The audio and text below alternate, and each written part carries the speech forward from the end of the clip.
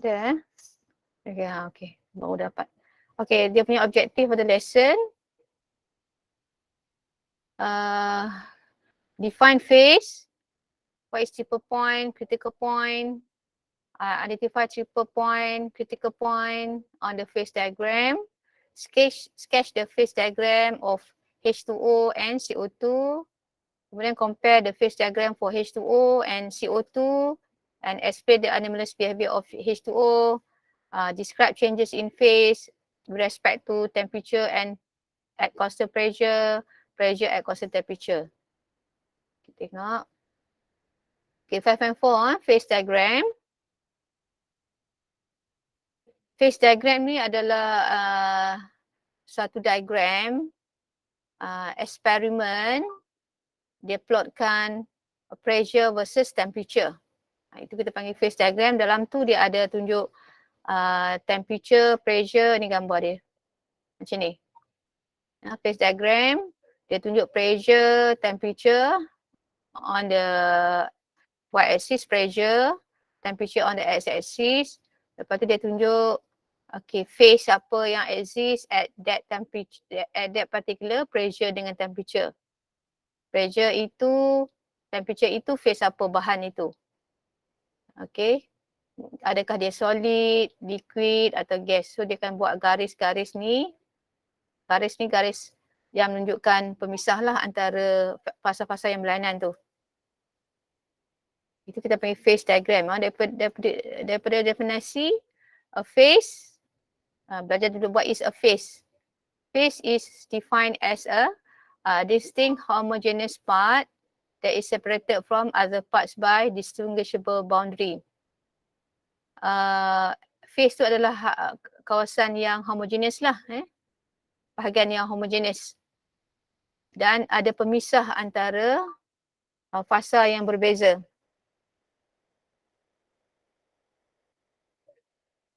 Okay, manakala komponen pula, komponen adalah chemically independent constituent of a system. Bahan kimia apa bagi sistem itu. Okay, contohnya if you have a glass of pure water, kita hanya ada air sahaja dalam satu gelas. Okay, apakah komponen yang ada dalam ni? Bahan kimia apa? Iaitu water lah, H2O. Satu saja komponen dia. Sebab ada air saja, pure water. Dan fasanya apa? Fasanya pun satu saja, iaitu H2O liquid. Kalau kata saya masukkan dalam gelas tu ais pula, komponennya masih satulah sebab ais tu pun adalah terdiri daripada H2O. Air tadi H2O. Bahan kimia tu still H2O. So komponen dia satu. Tapi sekarang fasanya dah jadi dua lah. Sebab kita ada satu yang kawasan yang liquid dan satu ada kawasan yang solid. Satu bahan yang dalam bentuk solid, H2O solid iaitu ais, H2O liquid iaitu water. Jadi kita ada dua phase. Dia dalam fasa berbeza lah, satu dalam solid dan liquid ni. So two phase. So if I pour oil into water, kamu ada nampak pemisahan antara water and oil. So phase dia tu ada dua phase lah. Yang tak bercampur. So you have one is in the form of oil, another one is in the form of water. So komponen dia ada dua, water and oil. Phase pun ada dua. Okay, kalau kata saya mixkan water and alcohol together, water and alcohol they dissolve in each other sebab they can form hydrogen bond. Between molecules tu ada hydrogen bond. So dia saling larut. Jadi sekarang dia nampak satu lapisan je, tak nampak pemisah antara alcohol dan water. Jadi phase tu satu. Sebab dia saling larut. Water and liquid. Water is liquid, alcohol pun liquid dan they form hydrogen bond between them. So they are miscible. Kalau miscible maksudnya dia hanya ada satu fasa saja. Tapi komponen ada dua lah. Iaitu alkohol dan air. Bahan kimia yang berbeza. Kalau saya masukkan sodium chloride saturated solution, maksudnya saya masuk sodium chloride dalam air, dalam air, saya masuk sodium chloride tu banyak sehinggalah dia menjadi macam anda nampak pepejal di pada dasar tu. Lautan itu kita panggil saturated solution, lautan yang tepu. Sebab ada dah sebahagian sodium chloride yang tak larut. So dia membentuk saturated solution. Jadi sekarang ada dua fasa yang berbeza lah. Satu NaOH dalam bentuk aqueous. Yang dalam air tu ada ion-ion Na plus dan Cl- dalam aqueous solution. Dan ada juga yang sodium chloride yang dalam fasa solid. Jadi ada dua phase yang berbeza. Okey, jadi bahan kimia dia ada dua berbeza lah, NaCl dan air. Boleh faham beza antara phase dengan komponen. Kamu tengok, kalau dia membentuk satu lapisan yang saling larut homogeneous, maksudnya dia dalam satu fasa. Kalau dia ada pemisah, maksudnya ada berapa lapis you nampak. Ada solid dengan aqueous, so ada dua fasa berbeza. Macam ni nampak dia pemisah. Okey, saya harap kamu faham Okey, sekarang kita nak masuk kepada, tadi kita dah define dah phase dan komponen tu apa. Sekarang kita nak masuk kepada phase diagram of one component system. Maksudnya kita nak melukis gambar rajah yang ada fasa, gambar rajah tekanan dan suhu, plotkan tekanan dan suhu, pressure and temperature for a component, satu komponen. Kamu akan belajar satu komponen sama ada H2O dan CO2. Ada dua je komponen kamu pasal yang kamu akan belajar dia punya phase diagram. Untuk H2O dan CO2. Jadi phase diagram of one component ni adalah melukis fasa-fasa pada tekanan dan suhu yang diberikan apakah fasanya bahan itu. Jadi exist dalam 3 phases, solid, liquid and gas. So a phase diagram is an experimental plot. Ini adalah satu eksperimen. Dia plotkan pressure dengan temperature, jadi dia check bahan tu apa. A phase diagram is an experimental plot of pressure versus temperature which describe which phase, fasa apa substance itu, and which equilibrium exists at particular pressure and temperature. Maksudnya dia plot ini, pressure dengan temperature ini, dia akan plot, okay, pada tekanan ini, pressure ini, pada pressure ini dan suhu ini, apakah fasa bahan tu. Dan sekiranya ada dua fasa, solid dengan gas, itu adalah garisan equilibrium. Ini adalah garisan equilibrium. Garisan-garisan ni garisan equilibrium. Yang ada garis solid ni adalah garisan equilibrium. This is where both phases, solid dengan liquid, contohnya solid dengan gas, liquid dengan gas, dia exist at equilibrium. Dua-dua fasa, kalau kata pressure dengan tekanan jatuh pada garis-garis solid ini adalah garis menunjukkan di mana solid dengan contoh lain, contoh sini lah, contoh saya tunjuk kat sini. Solid dengan gas berada pada equilibrium. Kalau saya point pada garis-garis ni. Kalau sekiranya pressure dan tekanan jatuh pada garis-garis ini menunjukkan solid dengan gas at equilibrium. Kalau kata pressure dan tekanan yang ditunjukkan pada garis-garis ini maksudnya solid dengan liquid at equilibrium. Kalau sekiranya point pressure dengan temperature jatuh pada garis-garis ini, maksudnya liquid dan gas at equilibrium. Bila kata liquid and gas at equilibrium tu maksudnya pada garis-garis ini, point-point pada garis ini, kita ada dua-dua fasa, liquid dengan gas yang berada pada equilibrium. Kalau kata tak jatuh pada garis-garis yang ditunjukkan ni, maksudnya dia satu fasa sajalah, ya. Kalau point dia jatuh kat sini, pressure ini, suhu ini, maksudnya dia hanyalah liquid. Tapi kalau jatuh kat sini, maksudnya pada pressure ini dan suhu ini, dia adalah liquid dengan gas pada equilibrium. Ada dua-dua fasa sekali. Triple point kat sini triple point. Ini triple point adalah pada suhu dan tekanan, pada tekanan dan suhu di mana all three phases, solid, liquid, gas, at equilibrium. Pada point ni semua ada. Solid pun ada, liquid pun ada, gas pun ada. You boleh faham tak phase diagram? Phase diagram ni adalah dia plotkan berdasarkan eksperimen. Dia ukur berapa pressure dan temperature bahan itu, dia check. Okay, bahan tu apa? Dia solid ke, liquid ke, gas ke? Ke ada dua-dua sekali. Kalau dua-dua sekali tu maksudnya garis pada equilibrium ni. Garis-garis ni, dia ada nama-nama dia. Nanti saya tunjukkan lah. Kita tunjuk dulu ini. Critical point ni kan definasi tadi. Apakah triple point, apakah critical point. Okay, critical point sini point hujung kat sini. Liquid gas equilibrium curve. Ini kita panggil liquid gas equilibrium curve. Ataupun melting point curve pun boleh kata.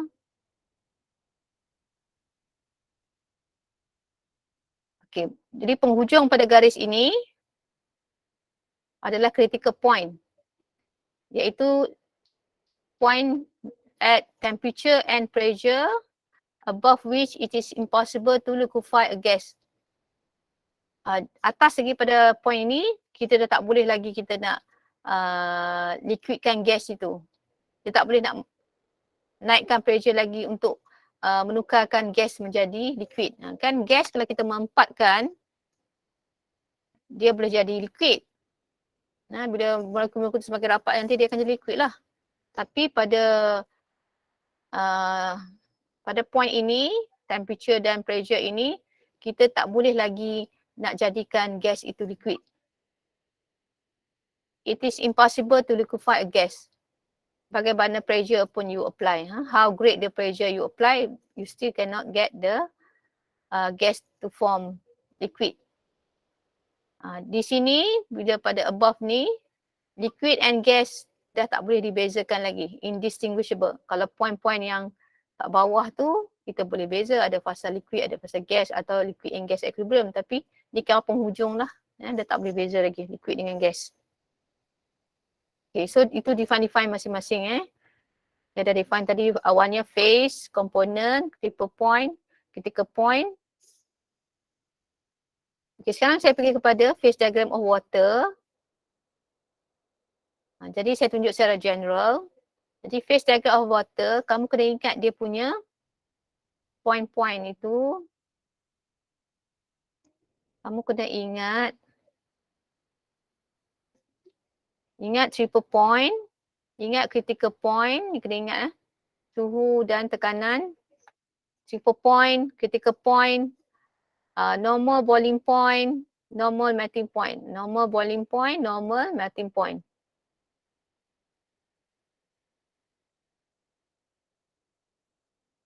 Kena ingat. Kamu tahu dah kan yang melting point berapa, boiling point berapa. At 1 atm, pressure 1 atm. Dia mulalah, okay. So kita ada 3 curve. OA, OB, OC. 3 curve ni adalah garis pemisah lah antara fasa-fasa yang berlainan tu. Solid, liquid and gas. Dan menunjukkan equilibrium lah antara fasa-fasa itu. Dia adalah garis pada suhu dan tekanan. The three curve OA, OB, OC shows the pressure and temperature at which two adjacent phases are at equilibrium. Two adjacent phases, okay, contohnya sini, kalau garis OA, contohnya garis OA dikenali dengan sublimation atau deposition curve, atau juga nak panggil dia solid gas, boleh. Solid gas equilibrium curve. Kalau kamu tak ingat nak panggil apa, curve apa, kamu boleh kata fasa dia tu apa. Solid gas equilibrium curve. Solid gas equilibrium curve yang ini. OB, solid liquid equilibrium curve. Solid liquid equilibrium curve. OC, liquid gas equilibrium curve.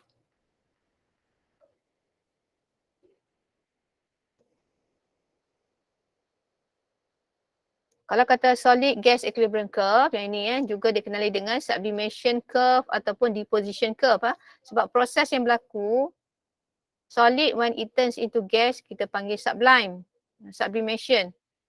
Dia turn straight kan, daripada solid jadi gas, itu sublimation. Deposition adalah gas become solid. Itu deposition. Jadi pada garis-garis yang ini ditunjukkan, kita akan ada dua-dua fasa tu at equilibrium lah, solid dengan gas. Kita ada dua-dua sekali. Kalau dia jatuh kat sini, pressure dan suhu ini maksudnya solid. Kalau dia jatuh kat sini, pressure dan suhu ini kat sini maksudnya gas. Tapi kalau jatuh dekat garis-garis ni, pressure dan suhu ini maksudnya solid dengan gas at equilibrium. Ada dua-dua fasa sekali. Boleh faham OB adalah juga dikenali melting ataupun freezing point curve. Garis OB ni. Melting ataupun freezing point curve atau solid liquid equilibrium curve. Okay, pada garis-garis ini, mana-mana pressure dan suhu pada garis ini, maksudnya kita akan ada solid dengan liquid equilibrium. Ada dua-dua fasa sekali. Dan sekiranya pressure itu 1 atm, jadi suhu itu dia panggil suhu melting atau normal melting point. Bila mana pressure-nya 1 atm dan temperature-nya adalah 0, itu kita panggil normal melting point atau normal freezing point. Bila solid turn liquid atau liquid turn solid. Kalau liquid turn solid maksudnya dia jadi freezing. Solid turns itu liquid, dia jadi melting. So kita boleh kata normal melting point atau normal freezing point. Normal tu at 1 atm So ini 1 atm, ini 0 degree Celsius. Ini melting point, normal melting point. MP tu melting point Jadi ini saya buat ni maksudnya tahnilan ni. Jadi di sini kita akan ada solid dengan liquid at equilibrium. OC adalah liquid gas equilibrium curve atau juga kita panggil boiling point curve. Okay. Pada garis-garis ini, kita akan ada dua-dua fasa liquid dengan gas equilibrium lah. Sekiranya 1 atm, suhu itu akan jadi 100 degree Celsius untuk ini phase diagram of water 1 atm, suhunya adalah 100. Ini adalah suhu boiling, normal boiling point. Normal boiling point kat situ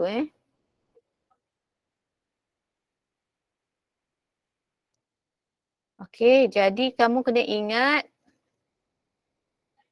critical point kat sini critical point. Selain daripada normal melting point, normal boiling point, juga kena ingat juga critical point 374 degree Celsius, 218 atm. Dan point dekat sini adalah triple point. Triple point adalah apabila all the phases at equilibrium, solid, liquid and gas, for water, for H2O, triple point temperature is 0.01 degree Celsius, pressure 0.06 atm. Jadi kamu kena ingat ni. Kod dia tanya, dia bagi soalan objektif, dia tanya berapa nilai kat sini, triple point. You kena tahulah. 0.01 degree Celsius, 0.06 atm. Macam tu. Okay. Jadi kamu dah lihat phase diagram of water. Jadi kamu nampak perbezaan phase diagram dengan water dengan yang lain, bahan lain, CO2 dan yang lain-lainnya mempunyai phase diagram yang berbeza berbanding dengan H2O. Kira H2O ni pelik lah. Dia the only one yang phase diagram dia OB curve ni, solid liquid equilibrium curve dia slanting to the left. Dia condong ke kiri. Yang lain semua condong ke kanan. Nanti kita tengok. Nanti saya buat perbezaan letak sebelah-sebelah. Tengok.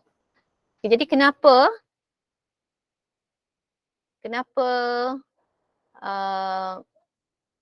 garis solid liquid equilibrium curve ni ataupun melting point curve ni dia slanting to the left. Ni kira to the left lah. Slope to the left atau slanting to the left. Dia mungkin kata slope to the left, slanting. Dia condong, slanting. Slanting. Slope. Slope to the left atau negative slope. Ini negatif kan. Kalau plot kan kita plot graph. Kalau dia duduk macam ni kita kata negatif. Kalau graph. Nampak pen lah. Graf kita kalau dia macam ni kita kata negatif. Kalau graf kita macam ni kita kata positif. Kamu okey? Boleh dengar saya Boleh. Okay. Itu ya. Jadi perbezaan untuk H2O. Ni kerana ni cerita H2O Ni H2O punya. H2O yang berbeza hanyalah dia punya garis inilah. Garis ni berbeza. So significant. Banyak dibincangkan tentang kenapa garis ni dia slanting to the left. Okay, kalau kita tengok.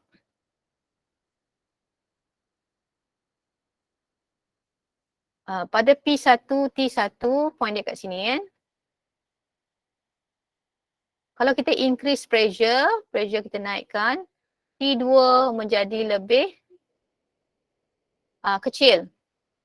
Maksudnya as you increase pressure, melting point dia decrease. Temperature melting. Atau melting point. Bolehlah. Increase pressure. Pressure yang kedua tu pressure higher. You increase pressure, temperature needed to melt tu even lower. Jadi melting point dia decrease. Pelik kan? Bila kita increase pressure, lagi mudah dia nak melt. Solid tu mudah lagi nak melt. Kenapa? Itu satu yang pelik. Kalau kata semua bahan, kalau lagi kita increase pressure, lagi sukar kita nak melt sebab dia lagi mampat solid tu. Tapi ini lagi mudah pula kita nak melt dia. Okay, saya jelaskan di sini. At P1, melting point is T1. At higher pressure, P2, melting point is at lower temperature, T2. Melting point of ice decrease when pressure is increased, right? An increase in pressure favor the formation of denser phase. Itu standard lah kan. Kalau kita increase pressure, molekul akan jadi lebih rapat. Jadi fasa yang kita nak tukarkan dia tu bila kita increase pressure, maksudnya fasa yang mempunyai ketupatan yang lebih tinggi lah.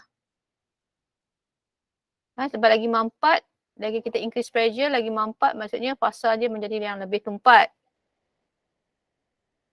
Tapi oleh kerana for solid liquid equilibrium curve incline to the left, ini menunjukkan when you increase pressure, dia akan favor the formation of liquid. Sebab liquid for H2O dia denser.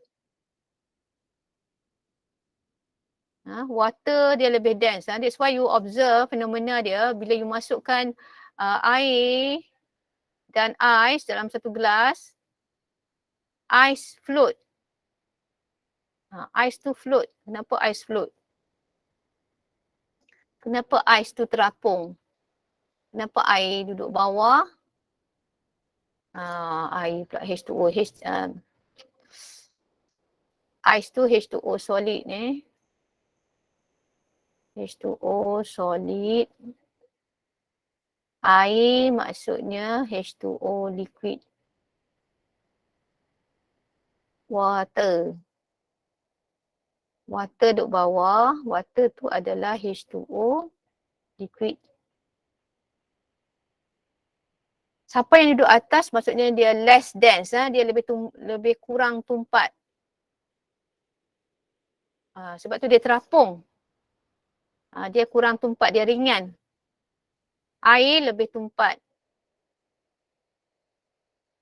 Ya, jadi bila kita increase pressure, fasa yang akan ditukarkan tu kepada cecair air, dia jadi air. Jadi oleh kerana air yang lebih tumpat, selanjutnya lebih senang kita meltkan. Sebab lebih senang dia membentuk air. Melting point dia decrease, lebih mudah nak meltkan. Water is denser than ice atau ice is less dense than water. Itu yang ditunjukkan berdasarkan line OB ni slanting to the left. Ini menunjukkan apa? When you increase pressure, melting point decrease, maksudnya liquid water is denser. Ataupun ice less dense. Itu yang conclusion kita boleh dapat lah bila line tu menunjukkan dia slanting to the left. Alright. Kalau kita tengok pula phase diagram of CO2, okay, yang lain semua sama lah. Solid, liquid, gas, cuma point-point ni berbeza lah. Point, triple point, critical point berbeza lah. Kena ingat ni triple point. Sebab phase diagram kamu dua saja, iaitu H2O dan CO2.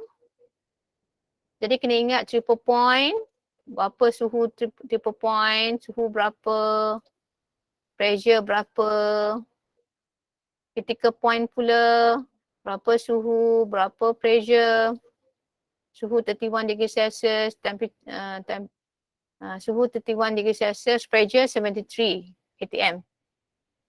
Dan kamu bila nak lukis tu, garis OB ni, yang ini kita untuk CO2 dan bahan lain lah. Ya, dia punya OB curve ni slanting to the right. Dia positive slope. Jadi kita saya ceritakan balik. Three curve OB, OA, OB, OC show that pressure and temperature at which two adjacent phases are juga. Semua ni garis-garis ni menunjukkan fasa-fasa tu equilibrium lah. OA curve kita panggil sublimation equilibration curve, sama macam tadi ya. So CO2 kalau dia dalam fasa solid, dia macam ais. You tengok ni gambar ni. Dia warna putih, pepejal. Kita panggil dia dry ice. Dry ice. CO2 solid adalah dry ice. Pernah tengok tak dry ice? Mungkin ada setengah pada kedai-kedai yang dia buat aiskrim, dia masih menggunakan dry ice. Mungkin nak bawa sebagai coolant, dia nak sejukkan dalam lori kan, dia nak sejukkan bahan, jadi dia menggunakan CO2 solid nak sejukkan instead of connect dengan elektrik, ada peti ais ke apa kan. Jadi dia mungkin dia guna CO2 solid. Jadi CO2 solid ni dia sejuk, dia macam ais. Kita panggil dry ice. Jadi kalau kita leave at room temperature, CO2 ni dia akan nampak dia keluar asap-asap putih. Sebab dia sublime. yang kita observe kan pada 1 atm, room temperature 25 sini, maksudnya dia akan, kalau kita ada solid ice tu, kita mula-mula kita simpan dia dalam peti ais, lepas tu kita dedahkan dia pada suhu bilik, dia akan, you akan nampak dia dengan cepatnya keluar menjadi gas. Sebab pada suhu 25 degree Celsius room temperature dan pressure 1 atm itu, dia berada dalam fasa gas. Jadi dia sublime. Daripada solid, kita mungkin ada dalam solid, lepas tu kita exposekan pada room temperature, dia akan tukar jadi gas right away. Daripada solid, dia turns into gas. Jadi dia tak melalui fasa liquid. Jadi kita kata dia sublime. So triple point above atmospheric pressure. Triple point dia lebih tinggi daripada atmospheric pressure. Jadi solid CO2 tu dia tak akan melt. Tapi dia sublime. Okay, kita tak boleh nak dapatkan liquid. Dia akan terus jadi daripada solid. Dan kalau kita ada pada pressure ni, pada suhu atmospheric pressure, kita tak akan dapat liquid. Dia akan jadi gas. Kalau kita ada solid, kita ada simpanan solid, dia akan terus jadi gas pada 1 atm tu. Alright. Jadi ini macam tadilah curve-curve itu adalah di mana ada dua-dua fasa itu, two adjacent phase berada pada equilibrium lah. Kalau point-point tu jatuh pada garis-garis tu, sama ada solid dengan gas equilibrium pada garis ini OA, pada garis OB solid dengan liquid equilibrium, pada garis ini liquid dengan gas equilibrium. Jadi perbezaan tadi kenapa untuk CO2 ataupun others, dia punya solid liquid equilibrium curve ni slanting to the right. Left belah sini right. Ataupun having positive slope. You tengok bila kita increase pressure, kan pressure yang kedua, temperature dia jadi higher. Pressure increase, melting point temperature-nya higher. Ini normal lah bagi bahan-bahan semua. Bila kita increase pressure, dia akan favor yang lebih denser, iaitu solid lah, dia become more denser. Iaitu solid form. Melting point of dry ice, solid CO2, increase when you increasekan pressure. Bila kita increasekan pressure, molekul lebih rapat. Jadi dia lebih padat, maksudnya dia lebih suka nak kita meltkan dia. Jadi yang bila kita increase pressure, dia akan lebih denser, iaitu dia jadi solid. Jadi menunjukkan solid itu lebih denser than liquid CO2. Berbeza dengan tadi kan. Jadi conclusionnya daripada sini sini okay, ni perbezaan ni. Perbezaan antara water dengan other, contohnya CO2. Perbezaan dia adalah dia punya garis solid liquid equilibrium curve. Yang ini slope to the left, manakala bagi CO2 and other, slope to the right. Iaitu when kita melt, melting point decrease when you increase pressure untuk H2O. You increase pressure, melting point akan decrease. It's easier to melt at higher pressure. Kalau kata CO2 and other, when you increase pressure, melting point akan increase also. Itu normal lah. Ini menunjukkan for water, solid tu less dense. Solid dia less dense. Tapi for other, solid dia is denser. Jadi maksudnya macam ni kan. kita biasa tahu yang solid, partikel-partikel dia lebih rapat. Itu biasa kita tahu. Tapi bagi ice,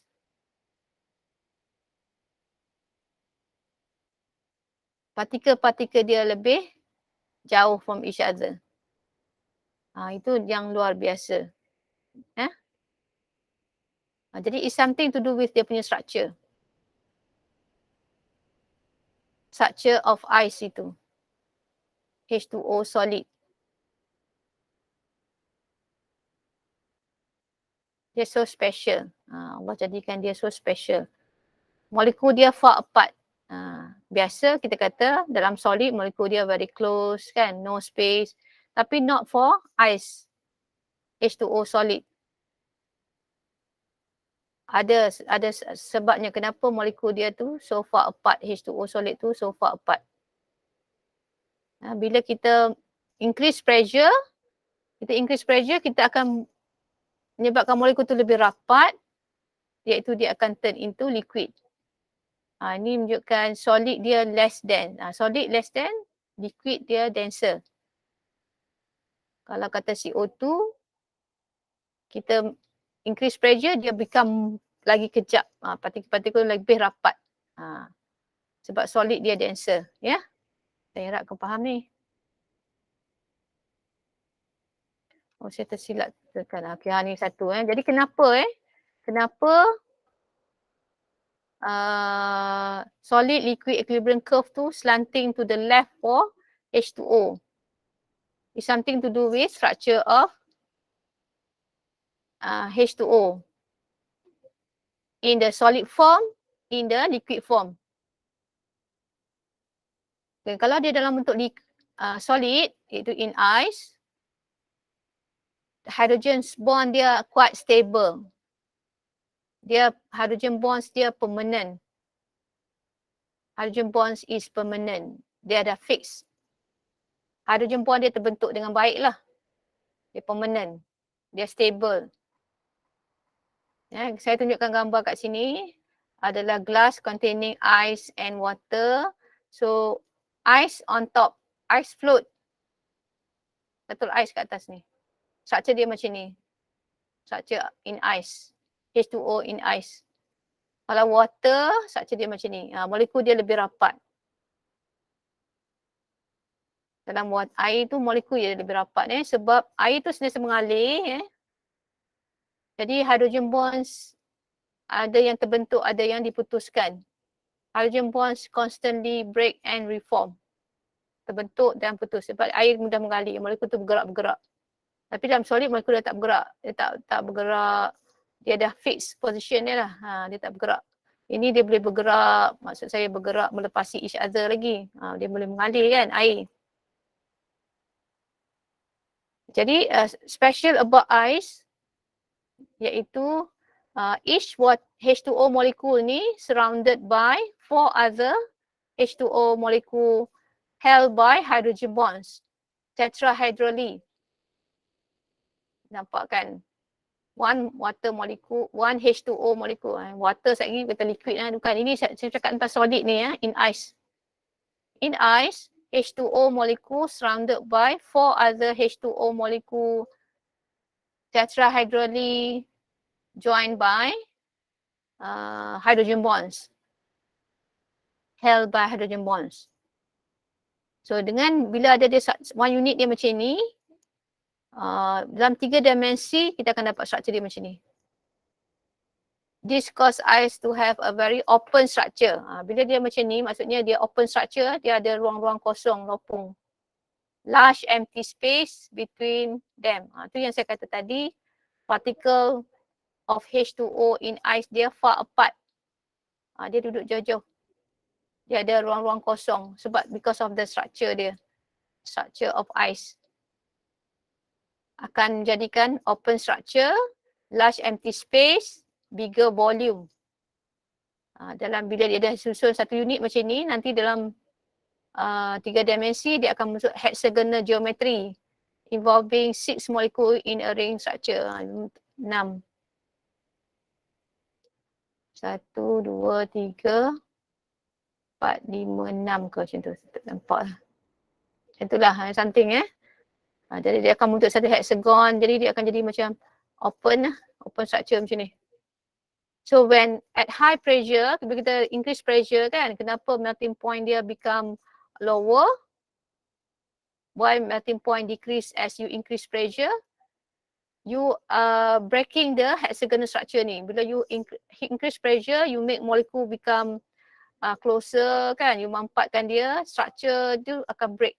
The structure will break, structure hexagonal ni. So molekul akan jadi lebih compact and become denser, so dia become liquid. Easier to become liquid. Bila molekul lebih rapat, maksudnya dia jadi liquid. Jadi ice tu less dense lah than liquid, than water. Water tu lebih denser. Tengok molekul-molekul dia so closer kan. Itu maksudnya dia lebih denser. Ingat water is denser. Ice less dense.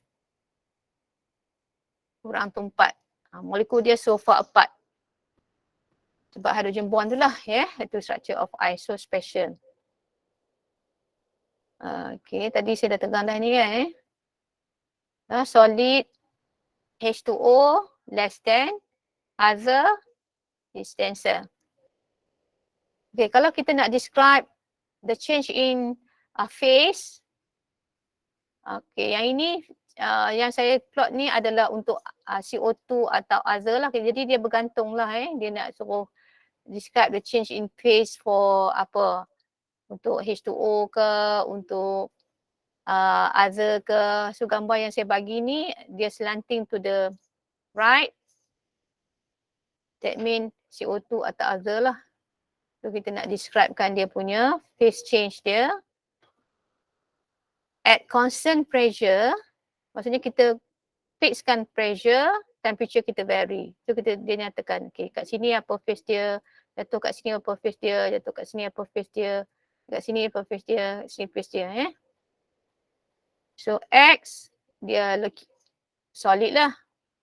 Kan kita fasa ni, ini kita solid, ini solid, ini liquid, ini gas. So at X is solid lah. X solid. Pada pada garis solid liquid equilibrium, maksudnya kita ada fasa dua-dua. Solid dengan liquid at equilibrium. Pada R is liquid. Pada S it is liquid and gas equilibrium. And at V dia adalah in the form of gas. Boleh faham ke you all? Boleh. Boleh nah. Right, so sejalan lagi. Okay, ini pula yang tadi constant pressure Dan sekarang pressure kita varies, temperature kita constant. Kita panggil isothermal. Ingat term.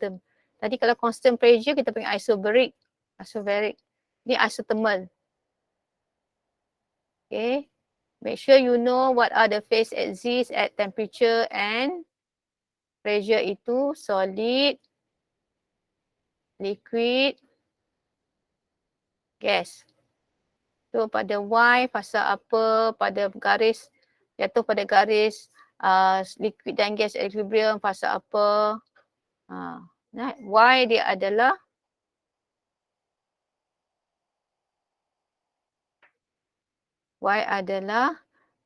gas. K adalah liquid and gas equilibrium. Liquid and gas equilibrium. L adalah liquid. Macam tu. Okay, ni ada soalan.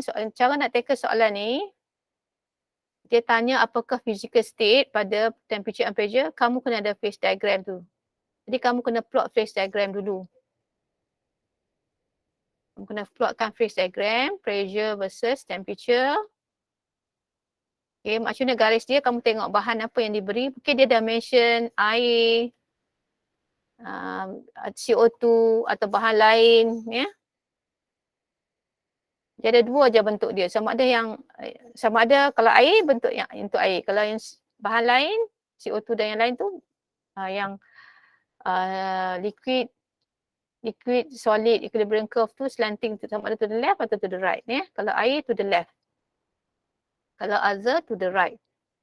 So di sini dia kata at pressure 1 atm X was found to melt. Okay, so yang dia bagi ni melt at 0 degrees, 100 degrees Celsius, 1 atm. So ini the you plot berdasarkan point-point ini, melting point, boiling point. Ini yang dia bagi ni melting point. So apa pressure, temperature. 1, 0. You plot lah. Pressure, temperature berapa. You plot. Ini boiling. So pressure, temperature 1, pressure, temperature 100 degrees. You pun plot. Lepas tu dia bagi triple point. Jadi kita dah nampak dah yang dia point-point yang dia bagi ni adalah untuk H2O. So you pun plot H2O tadi macam tu kan you plot. Jadi bila dia temperature and pressure tu, pada kali tu you tengoklah dia kena skala lah, berskala lah. Yeah. Bila pressure dengan temperature itu berapa phase dia. You catatlah kat sini.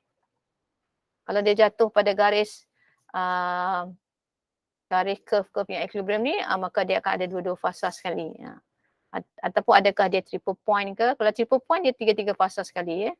Ada tak triple point? 0.06 tak ada. Oh, ada ni 0.06, 0.01. Ini triple point lah. Ini maksudnya gas dengan liquid dengan solid at equilibrium. Macam tu ya. Right.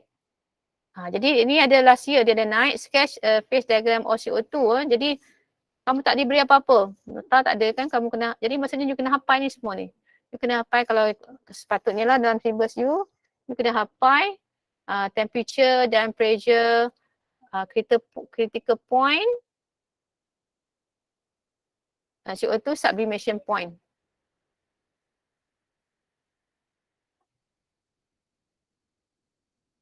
Triple point. Kita buat critical sublimation tak buat, tak tahu pun tak apa. Tapi ada dalam CO2 tu ada sublimation point sekali. Tapi kalau you buat critical point dengan critical point dengan triple point, enough already. So you pun plot lah, plot macam tu. You kena ada tu triple point dengan critical point. So you plot. Jadi you kena ingat lah tau ni. Syllabus kamu lah kalau kamu kena buat structure lah. Point-point tu you kena ingat. Alright, jadi saya habislah ni tentang 5.4. Kita tengok soalan. Maybe kita tengok soalan tutorial 5.4 sikit. Ada tak?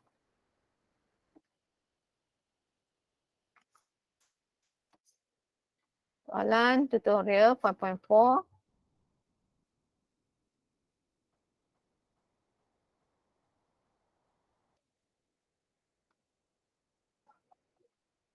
Tengok buka buku tutorial 5.4 chapter 5.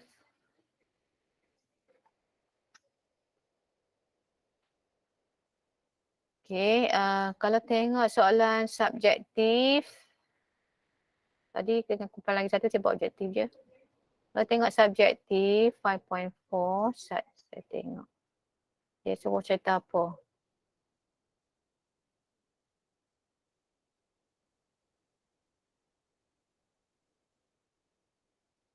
Okay, 5.4, state the number of phase. Phase. You tengok, kalau kata dia bercampur, satu phase. Kalau dia berbeza, tak bercampur, ada beberapa bahan yang berbeza phase dia tu. Macam yang ini, ethanol and water, maksud saling larut, maksudnya satu phase sajalah. 1A, 1. 1B, okay, benzene and water does not mix. So, benzene, ni non-polar, air polar, so does not mix, so maksudnya two phase. Okay, kalau we have mixture of gases, semuanya akan saling bercampur, so one phase. Nitric acid equilibrium with its vapor, maksudnya dia ada aqueous and vapor, two phase. Sketch and explain the phase diagram of CO2. Okay, kita tengok nota tadi ada CO2. Boleh ceritalah dia punya phase diagram. Berapa dia punya triple point, critical point. Boleh cerita sikit yang melting point increase with increased pressure. Sebab solid is denser than liquid, CO2. Ni pun dia dah cakap sini, compare density of CO2 in liquid. Liquid dia less than, solid dia denser. Kemudian phase diagram of water, ni dia tunjuk phase diagram of water. Yes, betul bentuk dia kan. Lepas tu dia tanya which curve represent the equilibrium between ice and water vapor, maksudnya solid dengan gas. So yang inilah. Ni ikut ni BD Which curve? BD. State the phase change when sample at point E. Point E is heated at constant pressure. Dia heated. Jadi kat sini apa fasa dia, kat sini apa fasa dia, kat sini apa fasa dia, kat sini apa fasa dia, kat sini apa fasa dia. Macam tu macam nota saya tu. State the phase change when compressed at constant temperature. Constant temperature pula. Okay, kat sini dia compress maksudnya daripada solid, daripada gas into liquid dia kata compress kan. Set the phase change when sample at point I, daripada sini jadi sini. So pada I dia dalam bentuk gas. Jatuh pada garis AB dia adalah liquid and gas at equilibrium. Pada point J dia adalah liquid. Bila kita compress dia jadi liquid finally. Name the point at which BC line intercept. BC line intercept. Macam mana? BC line intercept 1 atm. Okay. So ini kita panggil normal melting point. The BC line has negative slope. Kenapa negative slope? You have cakap tadi tu. Melting point decrease with pressure. Solid dia less dense. Cerita. Ada ayat-ayat tadi. Okay, yang ini bahan lain pula yang punya kita nampak triple point berbeza. Ini shape dia yang untuk others tu. Jadi dia beri triple point, melting point dan boiling point. Jadi kamu pun sketch. Bila you sketch, you akan dapatilah dia dalam bentuk positive slope. Jadi sublimation, kalau tak ada point sublimation, you just tarik je. Tarik dia ke bawah. Dapatkan sublimation. Mesti ada 3 fasa tu lah. Solid, liquid dan gas. Okay, habis. Okay, kalau kita tengok soalan objektif, saya tunjuk soalan objektif sikit. Kamu nanti buatlah soalan, jawab soalan tutorial ni. Saya terang secara kasar ni, kamu baca balik nota dan cuba buat. Okay, nombor 14, rasa kamu apa jawapan dia? Nombor 14 ni adalah tentang phase diagram. Based on the phase diagram of pure substance X, choose the correct statement. S is the critical point of X. Betul tak S tu critical point? No. Mana critical point? R. Dia kena hujung sekali lah. Point tu kena duduk hujung sikit lah. Dia kena duduk hujung sikit kat sini. Hujung sini. Sini kita panggil critical point. Point penghujung sekali More or less kita boleh kata R lah. Cuma dot ni kena duduk atas sikit lah. So R dia punya critical point, not S. S bukan critical point. Sini. Bila mana ada garis equilibrium curve tu antara liquid dengan gas. Di penghujung ni, liquid dengan gas. Itu kita panggil critical point. Bila mana kita tak boleh beza lagi dah fasa liquid dengan gas. Maksudnya gas tu tak boleh compress nak jadi liquid dah. Dia tu di penghujung. Solid X and gas X exist in equilibrium at point T. Betul tak kat point T, kita ada solid dengan gas equilibrium? Salah kan? Iaitu solid dengan liquid. Bukan gas, liquid. So salah juga. B salah. A salah, B salah. Density of solid is lower. Solid less dense kah? Ini untuk yang solid yang denser. Kalau dia slanting to the right. Ni untuk CO2 and others ni. So salah. Yang solid dia density dia less tu untuk H2O. So salah. Melting point, boiling point increase with increased pressure. Betul. Bila kita increase pressure, melting become harder. Sebab molekul dia lagi tumpat, lagi mampat kan, melt dia lebih difficult lah. Right? So jawapan dia D. Macam tu lah konsep dia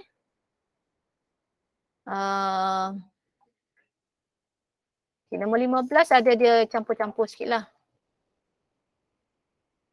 Water boils at 100 degrees at any pressure. Betul tak? 100 degrees, what pressure yang dia boil? Kalau temperature-nya 100, pressure-nya adalah 1 atm. Yes, 1 atm. Itu normal boiling point. Bukan any pressure. Dia satu temperature, satu pressure. Ya, you punya phase diagram tu menunjukkan pressure itu, temperature itu. Satu pressure, satu temperature. Jadi kalau kata 100 degree Celsius, pressure-nya adalah 1 atm. Baru dia buat dia jatuh pada garis boiling point tu. Boiling point curve. Vapor pressure of water decrease with decrease in temperature. Vapor pressure decrease kalau temperature you decrease.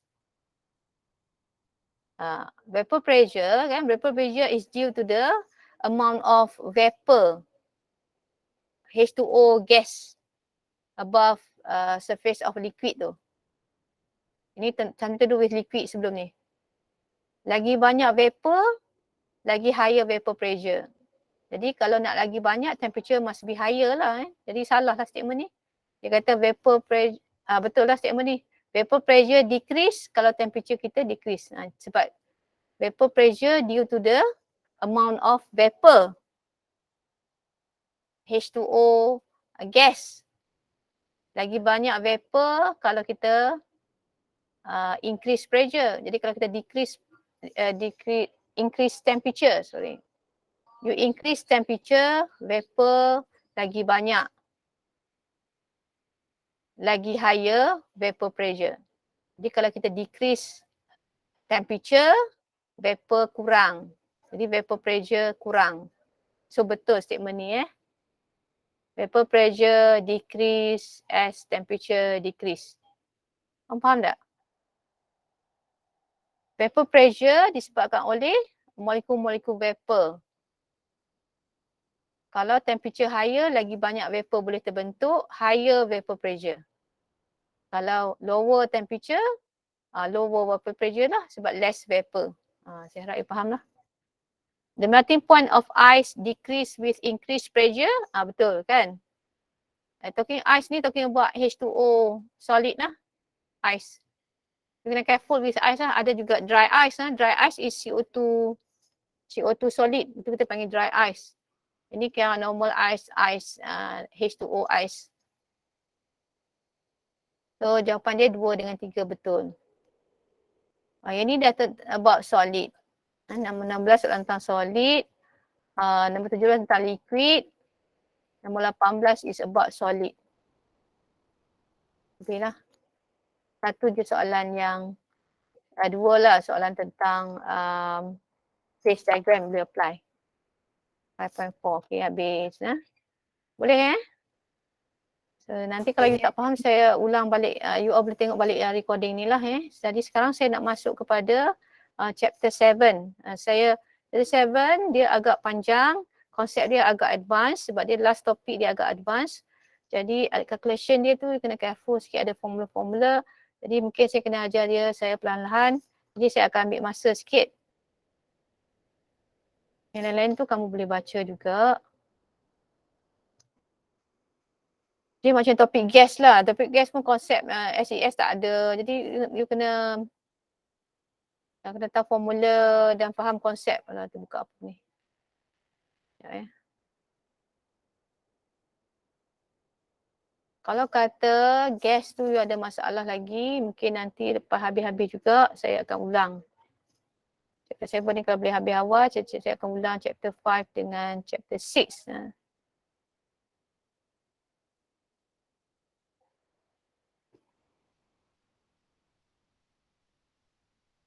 Okay, sekarang saya masuk kepada chapter 7 ya.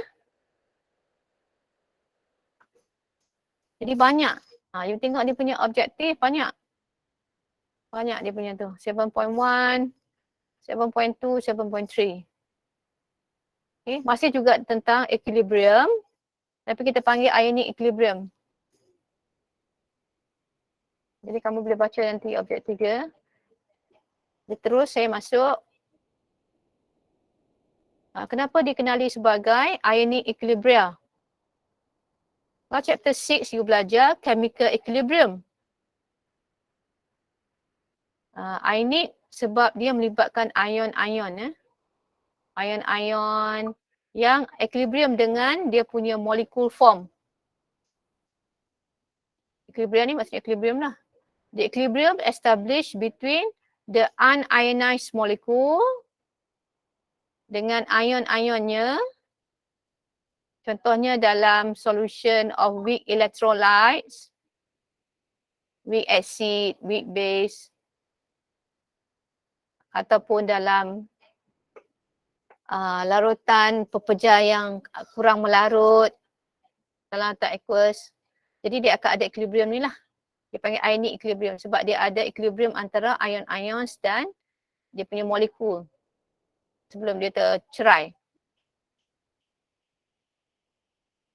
Okey, jadi dia melibatkan asid. Salah satunya adalah melibatkan asid. Jadi saya kena terang. Melibatkan asid dengan base, saya kena terang tentang asid dengan base. Okay, jadi chapter 7 ni about acid dan base juga Okay, kita nak definekan, kita nak memberi pengertian tentang acid dengan base.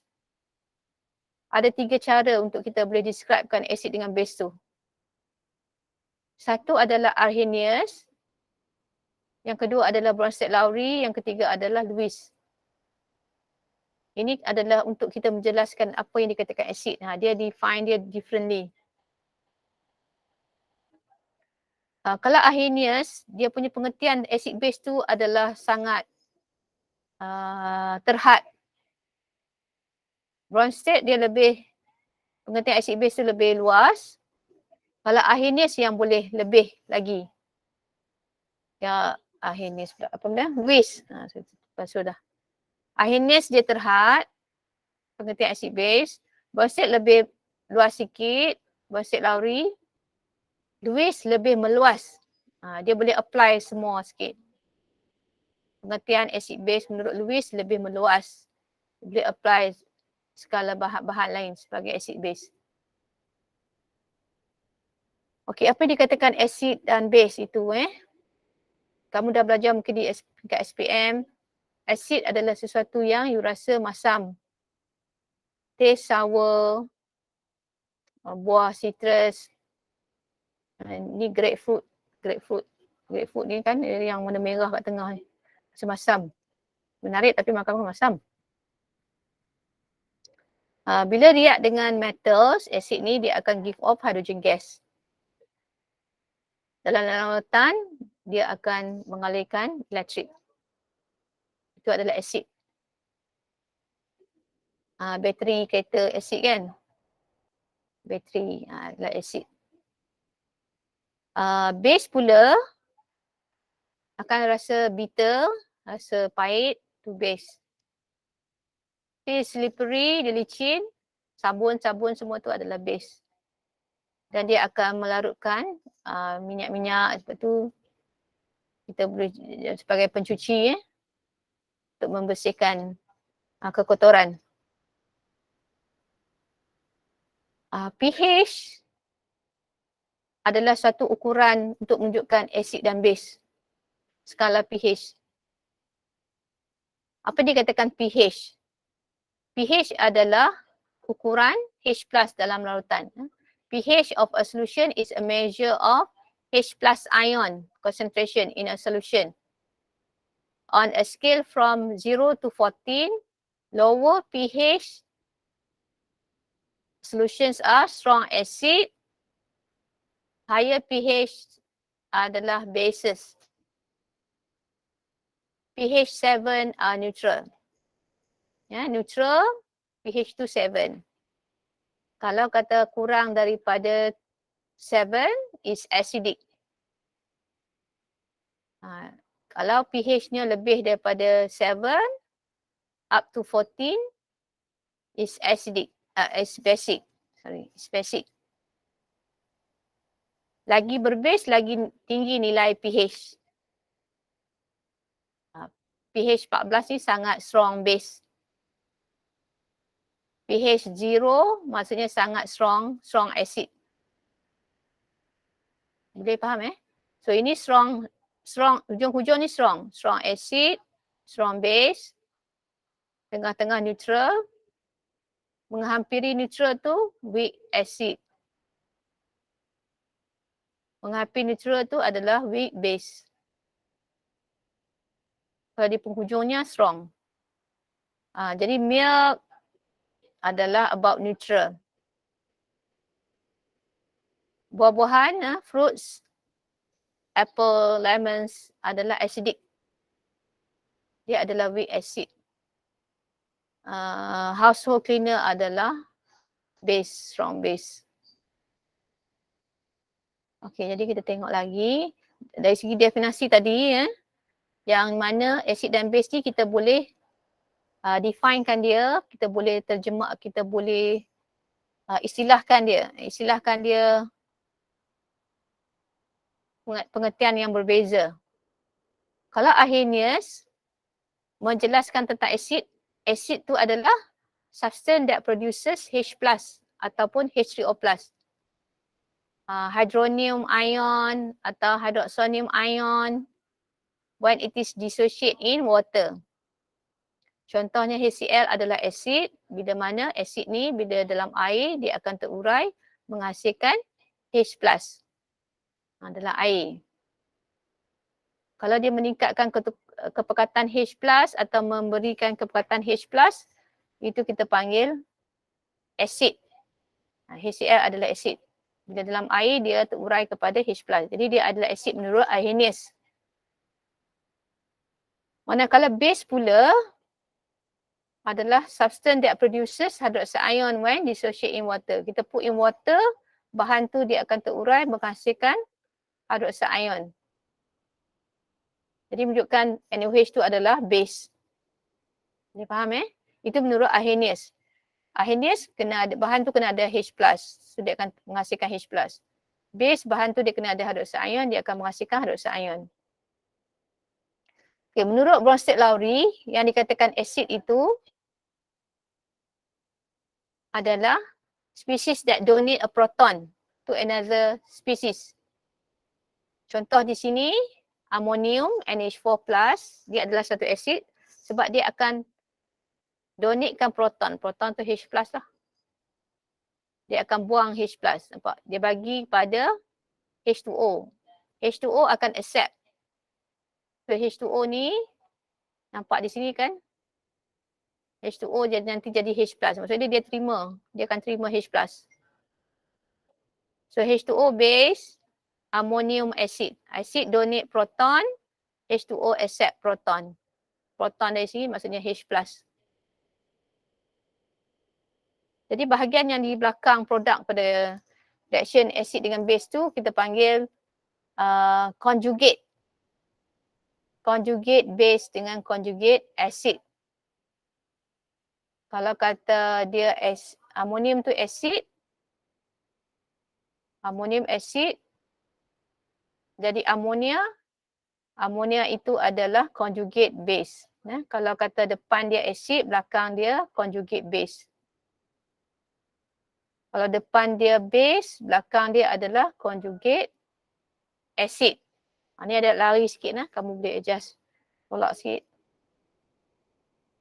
Boleh faham Itu jadi kalau kata Bronsted-Lowry acid base, belakang tu kita kenali dia conjugate base, conjugate acid. Sebab apa? You boleh tengok ammonia ni dia adalah sifat dia sebagai base sebab kalau dia jadi amonium maksudnya dia akan accept proton. accept proton adalah base. Kita boleh baca, nampak ni. Amonia dia akan accept proton, dia akan jadi amonium. Kita boleh baca dari belakang. H3O+, dia ada proton, nanti dia akan donate kan. Jadi H2O. So dia acid. Macam tu boleh. Ingat Brasset-Lowry dia berdasarkan proton. Proton tu H+ lah. Acid donate proton, base accept proton. Tak macam akhirnya akhirnya tadi bercakap tentang hydroxide ion. Dia menghilangkan hydroxide ion.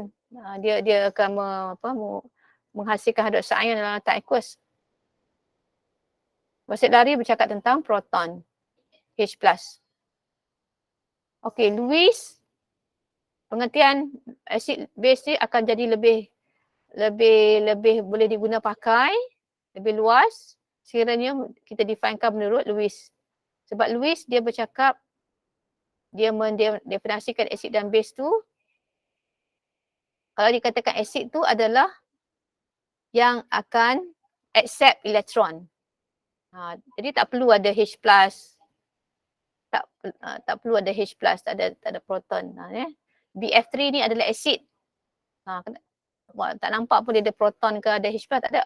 Tapi dia sebagai acid sebab dia akan menerima elektron daripada amonia. Amonia adalah base sebab dia akan donatekan elektron. Jadi maksudnya kita boleh define acid base tu lebih meluas lah berdasarkan elektron. Tapi dalam simple UR tak ada ni Lewis. Jadi saya tukar je lah. Kita ada 3 konsep ni lah. Arrhenius, Brasset-Lowry, Lewis dan tapi Lewis tak ada dalam Irreversible. Tapi tak apa, saya ajar sikit ni. Sebab kita ada buat ni. Kita sentuh tentang dative bond yang terbentuk antara nitrogen dengan boron ni. Sini terbentuknya dative bond dalam topik chemical bonding. Bila mana nitrogen tu dia share dia punya lone pair with other atom. Contohnya boron, di sini dia incomplete octet, so akan terbentuklah ikatan dative. Ikatan covalent tapi dative bond. Covalent dative. Sharing of electron between nitrogen and boron, tapi the shared electron come from one of the species, iaitu nitrogen, because of the lone pair. Okay. So, jadi saya sentuh jugalah Lewis formation of definition of Lewis, definition of acid and base based on Lewis. Sebab kita ada belajar dalam chapter 4, chemical bonding, formations of dative bond. Dative bond kita panggil dative bond atau covalent dative. Sharing of electron between two bonded atom, but the shared electron provides by one of the species. The other species tu incomplete octet, dia tak ada elektronnya, dia ada empty orbital. So to share dia punya electron with other species yang having lone pair ni. Okay, boleh faham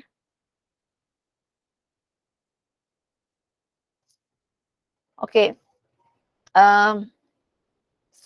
Kamu ni sekarang you kena tahu whether bahan itu satu acid atau base.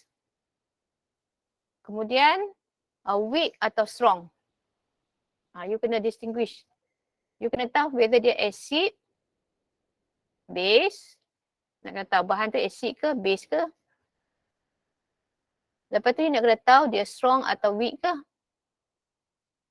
Strong atau weak. You kena tahu pula. Dia ada ciri dia masing-masing. Okay, saya ada table ni menunjukkan senarai, acid dan bawah ni ada base, weak base. Ini neutral. So ini saya ada weak base. Amonia adalah weak base. So atas pada ni semua ni acid lah. Ni acid. Table ni nak tunjuk senarai, weak acid dan strong acid dan juga perbezaan dengan conjugate dia. Kalau bahan tu acid, dia adalah conjugate base pasangan yang belakang. pasangan di belakang tu conjugate base. Kan, bila mana dia hilang proton, kita buang proton jadi ClO4 minus. Itu adalah conjugate base. Kan. Tadi ni Bronsted-Lowry. Kalau depan HClO4 kan. Ni sebagai asid. Okey, dia adalah base dia apa dia ke? Sekejap. Kita keluar.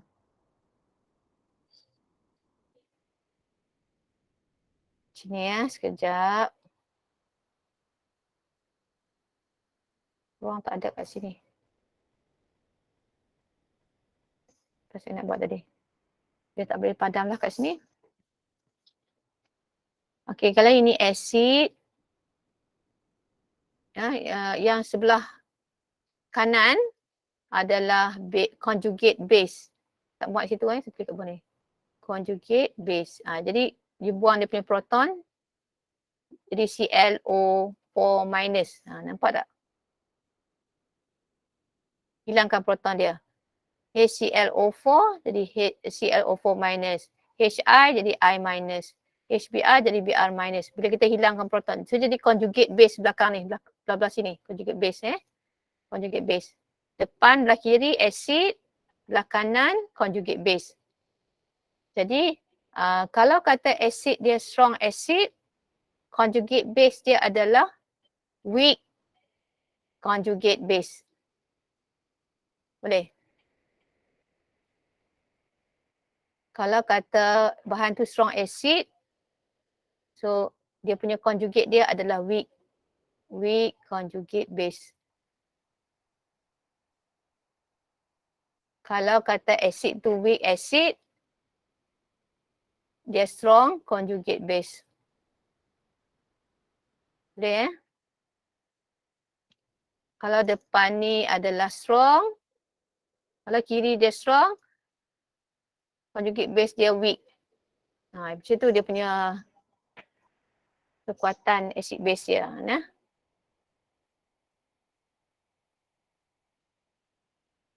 Okey, kejap.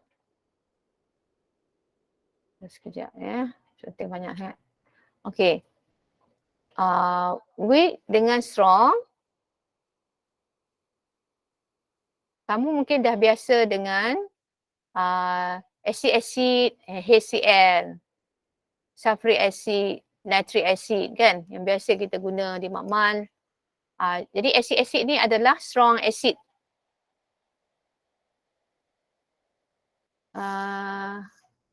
Kamu dah buat tak tentang acetic acid? Kalau kamu buat titration hari tu ada ada kan titration, ada acetic acid. Ala amali ke kan? Ada kan? Acetic ada kan? Acetic acid adalah weak acid. Organic acid adalah weak acid. Weak acid. Saya nak introduce kat you untuk you biasakan yang mana acid strong, yang mana acid yang weak. Organic acid ni carboxylic acid. Carboxylic acid, acetic acid, formic acid itu carboxylic acid adalah weak acid. Okay, acid-acid lain, ni ada nitrous acid adalah juga kumpulan weak acid. Weak acid nanti akan diberi nilai, kita akan ada pengiraan mencari pH untuk weak acid. Dia akan bagi nilai pemala, kita panggil nilai pemala Ka. Kalau Ka kecil, maksudnya weak acid. Ka kecil. Ka besar, maksudnya dia strong acid.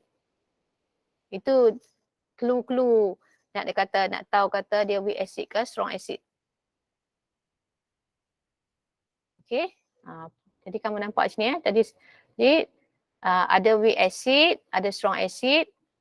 Conjugate-nya kalau bahan itu strong acid, conjugate-nya adalah weak conjugate base. Kalau bahan itu adalah weak acid, conjugate-nya adalah strong conjugate base. Dia terbalik Conjugate tu buang dia punya proton tu. Buang dia punya proton. NH3 jadi NH2 minus macam tu. HCN jadi CN minus. Kalau kita nak tulis formula conjugate base. Alright, okay dah. Oh, ada sini ya, biar tengoklah. Okay, jadi ini sebenarnya saya dah tunjuk tadi ya. Menurut Bronsted-Lowry, cara kita nak tulis, ada soalan suruh tulis ni ya. Tuliskan hubungan acid base conjugate pair. Acid base conjugate pair. Kamu tahu yang Bronsted-Lowry acid adalah species that donate a proton. Amonium ni you nampak nanti dia hilang proton. Dia jadi NH3, hilang satu H+. Jadi dia adalah acid sebab dia donate proton. Base dia accept proton. H2O sebagai base. Kalau satu acid satu lagi base lah Ini H2O adalah base sebab dia akan accept proton. Nampak dia nanti dia jadi H3O+. Jadi kalau amonium tu acid, pasangan dia tu conjugate base amonia. Kalau air tu base, pasangan dia tu conjugate acid. Ya, kalau kita baca balik ke belakang, H3O+ dia akan donate proton. Jadi dia acid. H3O+ jadi H2O. Dia acid lah. Dia boleh donate proton. So dia acid. Dia conjugate acid. Conjugate acid is formed when a proton is added. Nampak kan? H3O+ ni terbentuk apabila H2O menerima H+ daripada acid.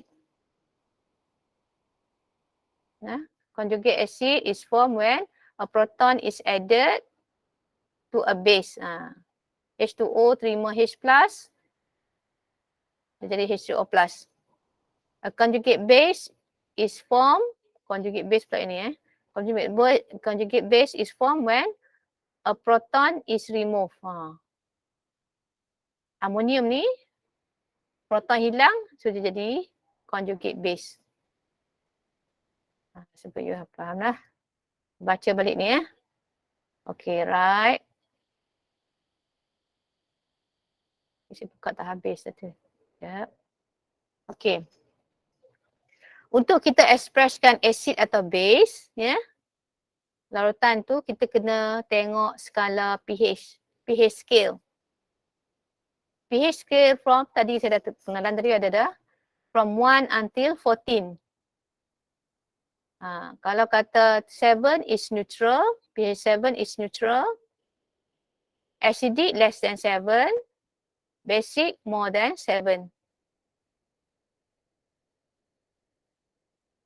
So pH tu apa? What is pH? H tu actually H+ lah pH is a measure of the concentration of H+ atau H3O+ ion in solution. Nak tahu pH, kita kena cari berapakah H+ dalam lautan tu. Sebab pH adalah formula dia negative log H+. Kalau kita nak cari pH lautan, kita kena tengok berapakah concentration H+ dalam lautan tu, berapa molar. Kita dapatlah nilai pH. Contohnya let's say H+ ni adalah 2.5, you tekan kalkulator tengok. Okay, kalau kata saya ada H+ 2.5 kali 10 kuasa tolak 4 molar. Kepekatan H+ dalam lautan tu. Berapakah nilai pH? Ambil kalkulator, tekankan. Okay, nak cari pH, minus log kan, log 10. Tekan minus, nak tak keluar ni.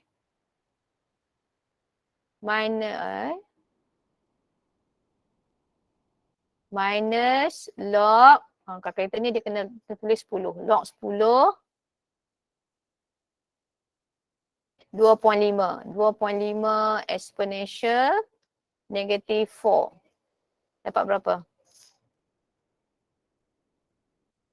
Apa? Tekan nak kalkulator? Kamu ada kalkulator tak?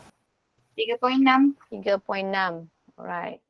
So pH-nya adalah 3.6.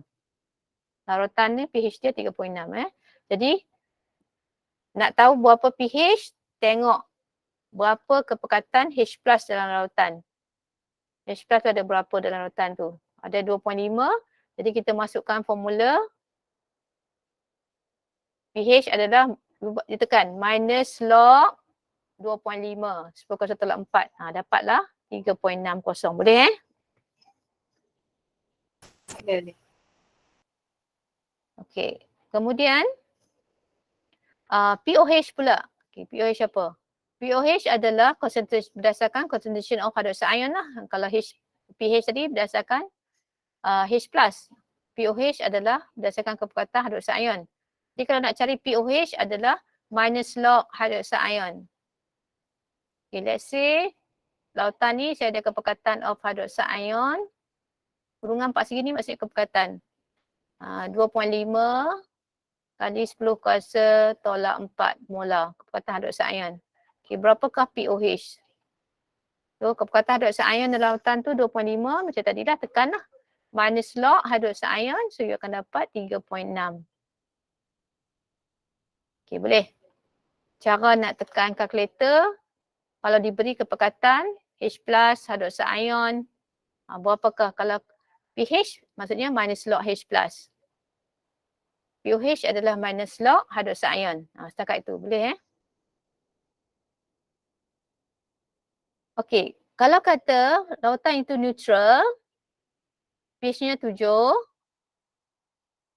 didapati kepekatan hydroxide ion dengan H+ atau kalau kata H+, H3O+ samalah you all. H+ atau H3O+ tu benda yang samalah. Bila mana kepekatan hydroxide ion sama dengan H3O+, dalam lautan aqueous dia ada dua-dua ion H+ pun ada, hydroxide ion pun ada. Baru lautan lautan aqueous ada dua-dua, H+ dengan hydroxide ion. Kalau kata lautan tu neutral, maksudnya kepekatan H+ dengan hydroxide ion dalam lautan tu samalah. pH dia 7. Kalau kata H3O+ tu lebih atau H+ tu lebih, dia maksudnya berasid. pH dia akan kurang daripada 7. Kalau kata kepekatan H3O+ kurang, hydroxide ion yang lebih, maksudnya dia adalah basic solution. Boleh? Kalau H3O+ kurang, maksudnya basic. Ataupun nak cakap macam mana. Kalau H3O+ lebih, maksudnya acidic. Kalau hydroxide ion yang lebih, maksudnya basic. Macam tu. Kalau sama, dia neutral. Kalau H3O+ yang lebih, acidic. Kalau hydroxide ion yang lebih, basic. Cakap macam tu. Boleh? Okay, so saya nak mula introduce macam mana yang dikatakan weak dengan strong. Acid. Sekejap lagi saya masuk base pula. Okay, acid saya buat secara umum HA. Dia ada proton H tu. Bila kita larutkan dalam air, dia akan ada equilibrium antara ion-ionnya.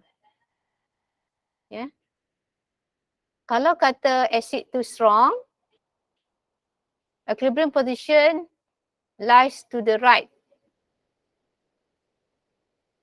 Kalau dia strong acid, dia lagi senang terbentuk ion-ion tu. Jadi dia lebih ke sebelah kanan. Dia lebih senang membentuk ion-ion. Kalau dia strong acid, dia lagi mudah tercerai. Strong acid lebih mudah terurai. Kalau dia very strong tu, strong acid tu, dia reaction dia tu irreversible. Maksudnya dia tak ada patah balik dah. Dia memang completely ionized atau completely dissociate. Macam contohnya saya tunjuk gambar sini kan, ada molekul ni. Ni adalah strong acid. Bila lautan aqueous, dalam air kita masukkan air, dia memang dah bercerai, dah habis semua dia.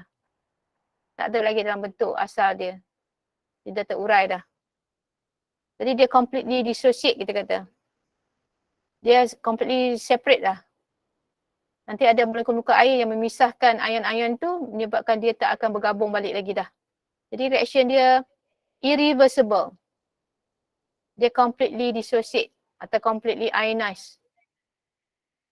Nah, kalau kata acid itu adalah weak acid, dia only dissociate slightly je ataupun partially dissociate je. Dia masih lagi banyak dalam bentuk initial form dia, iaitu acid, weak acid. Dia jadi ion tu sedikit saja. Jadi dia akan ada equilibrium lah. Maksudnya kita ada fasa dua-dua. Kalau ada fasa dua-dua, ya, molekul form dalam bentuk molekul dan ion-ion, jadi maksudnya dia akan reaction tu adalah irreversible, reaction tu adalah reversible. Reversible. Anak panah dia macam ni. Jadi strong acid, anak panah dia macam ni. Completely dissociate. Dapat ion-ion, reaction stop habis ya. Tapi yang ini, untuk yang weak acid, reaction dia reversible. Maksudnya dalam bentuk molekul pun masih ada dalam lautan tu, dalam bentuk ion-ion pun ada. Dua-dua ada, kiri dan kanan spesies ni berada dalam equilibrium. Okay, saya tunjukkan contoh di sini. Hydrochloric acid HCl. Hydrochloric acid adalah strong acid. Dia 100% ionized. Semua akan dissociate. Semua akan terurai. Ka dia very big, 1000 Ka dia. pH dia very low sebab dia strong acid. Strong acid, tengok ciri of strong acid Strong acid, pH dia adalah low pH, very low pH. Percentage ionization adalah high. Dissociation, high. Completely dissociate. Boleh ke? Ka value dia very big. Acetic acid is a weak acid, tapi HCl even weaker. Ini weakest. Ini weak. Tengok perbezaan antara acetic acid dengan hydrogen cyanide. Kita panggil apa hydrogen cyanide ni, acid dia ni. Tadi ada kat table tu. Tengok balik. Dia tengok dia punya ni ni. Hydrocyanic acid. HCl hydrocyanic acid dia adalah weaker acid dan acetic acid. Hydrocyanic acid dia weaker dan kan ni acid semakin meningkat ke atas. So hydrocyanic acid ni, hydrocyanic acid adalah weaker acid dan acetic acid.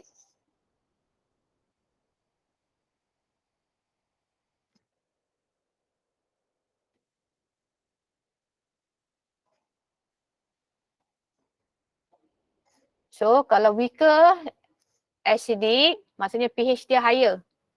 pH higher. Weakest. Ni weakest, paling kurang beracid. Weakest acid, higher pH. Acetic acid 2.87. Hydrocyanic acid, saya ada nama ni. Hydrocyanic acid adalah higher pH lagi. Jadi dia punya percentage ionization, kalau dia lagi weakest acidic, dia lagi kurang dissociate. Kalau yang ni acetic acid 1.3%, yang ni lagi kurang 0.079%. Ka value jadi sangat kecil. Weakest acid, smallest Ka value dia. Ka itu adalah pemalar dissociation of the acid. Pemalar dia. Dia dissociate, dia akan menghasilkan pemalar. Tapi saya tak masuk sini lagi lah. Tak sempat saya rasa nak masukkan macam mana nak cari nilai Ka. Saya tak masuk lagi lah. Saya setakat at the moment, saya akan ajar you apa yang dikatakan weak acid, strong acid, apa definition acid base, apa yang dikatakan, macam mana equation untuk strong acid, strong base, strong acid. Yang strong, dissociate dia strong, dissociate yang weak. Lepas tu mungkin nak cari pH lah bagi strong. Nak cari pH berdasarkan weak, belum. Dia tak ni, memang banyak benda Banyak benda sikit. Sebab dia ada acid, base, dia ada strong, dia ada weak. Okay, sekarang kita tengok base pula. Macam mana dia punya equation untuk base. Dia punya dissociation dia tu. Ini kita nak tengok dia punya equation dissociation. Okay, base. Nanti base kan dia akan accept proton. Kalau acid tadi dia buang H plus kan. Ni dia buang proton. Yang ni dia akan accept proton. Jadi secara general dia akan tulis X plus H2O. So dia akan jadi terima proton. So HX plus yang H2O ni akan jadi hydroxide ion. Sebab H plus dia ambil daripada H2O ni. X ni ambil H plus daripada H2O. So X tu jadi HX plus OH minus. So dia base lah. Okay, jadi macam tadi, the stronger the acid atau base, dia punya equilibrium position tu lies to the right. Lebih ke sini. The higher degree the dissociation. Jadi contohnya kalau bahan itu adalah strong base, contohnya NaOH. NaOH adalah strong base. Jadi dia completely dissociate. Kalau nak buat equation, kamu tak payah masukkan. Yang strong tu tak payah plus dengan air. Kita buat anak panah. Jadi maksudnya ini sekarang dia larut dalam air. So dia akan terurai kepada Na plus dan hydroxide ion. Dia menghasilkan hydroxide ion. Dia adalah strong base. Anak panah, kepala dia satu hala. Sebab dia strong. Dia completely dissociate. Dia menghasilkan ion, lepas tu reaction tak ada dia nak combine balik jadi NaOH. Okay, kalau weak, dia partially dissociate atau slightly dissociate, maksudnya dia masih dalam bentuk ini, form ni. Banyak yang dalam bentuk amonia masih. Jadi macam equation tadi amonia, dia akan terima H, jadi amonium. Macam ni nak general. Daripada amonia jadi terima H plus jadi amonium, NH4 plus.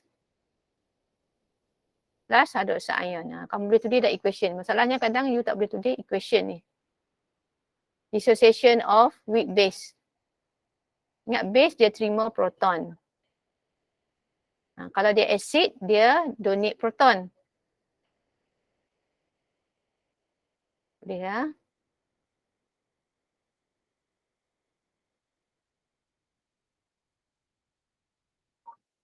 Okey, kita nak masuk dah ke calculation.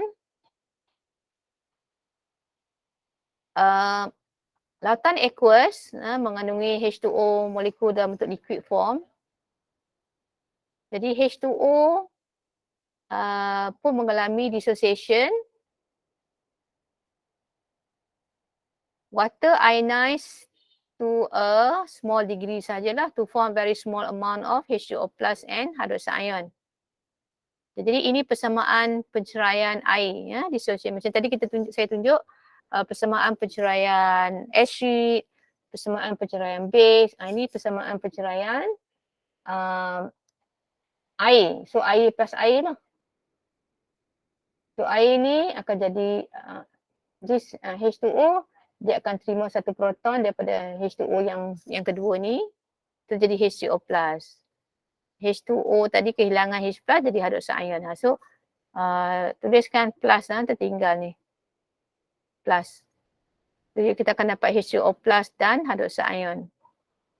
Jadi kalau kita darabkan kan macam pemala equilibrium KC, kita darabkan produk bahagi dengan reaktan kan. Kuasa dengan stoichiometric coefficient masing-masing yang kita ambil kira dalam equilibrium lah. Jadi kita akan buat H3O plus kali dengan hydroxide ion per dengan, tapi yang ini dia tak ambil kira dalam phase. Tak ada ambil kira dalam expression. Sorry, tak ambil kira dalam phase sebab tak ambil kira dalam expression sebab phase dia liquid. Pure liquid dengan solid kita tak ambil kira dalam expression kita. Jadi hasil darab 2 ni kita panggil KW. Water ionization constant dia panggil. Sebab dissociation tu adalah for water. Water ionization constant KW. KW nilai dia 1 times 10 power of minus 14. Juga dikenali sebagai ionic product, hasil darab ion-ion dalam lautan aqueous tu. H2O plus darab hidroksid ion. Produk ni maksudnya hasil darab. Hasil darab ion-ion ni lah H2O plus dan hidroksid ion. 1 times 10 power of minus 14 at 35 degree Celsius. Jadi, kalau kita nak convertkan, tadi kan belajar tadi pH adalah minus log H plus. Jadi kalau kita buat minus log kan dia, semua term atas ni kita minus log.